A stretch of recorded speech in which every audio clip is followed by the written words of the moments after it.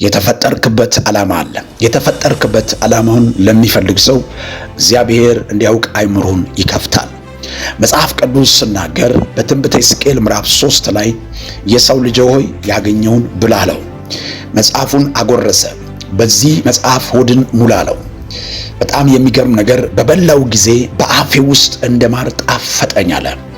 የሚገርም ነገር ወደ ጠፉ ወደ እስራኤል ቤት እልካለሁ አለ።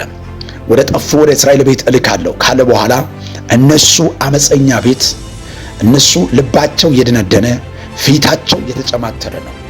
እኔ መስማት እምቢ ብሏል። እኔ መስማት እምቢ ብሏልና አንተን አይሰሙም፣ ግን አንድ ነገር አደርጋለሁ አለ። ፊት በፊታቸው ግንባር በግንባራቸው እንደ ቡላ ድንጋይ አጠነክራለሁ አለ። በጣም የሚገርም ነገር ነው። ግንባር እንደ ቡላ ድንጋይ እግዚአብሔር አምላክ በዚህ ምድር ላይ በዚህ ምድር ላይ እኛን ሲያስቀምጥ ለዓላማ ነው። በአጋጣሚ የተፈጠረ ሰው የለም። በዚህ ምድር ላይ እስካለው ድረስ እግዚአብሔር አምላክ እስካስቀመጠን ድረስ ባለንበት ቦታ ሁሉ መልካምን ሥራ ልናደርግ ተፈጥረናል።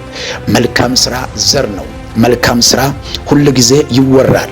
መልካም ሥራ ባለቤቱን ያናግራል። እስካለው ድረስ መልካምን ልናደርግ ተጠርተናል። ለመልካም ሥራ ተፈጥረናል። በጌታ በኢየሱስ ስም አይምሮአችሁ በመልካም መንፈስ የተባረከ ይሁን። ስም አይምሮ የበራ ይሆን።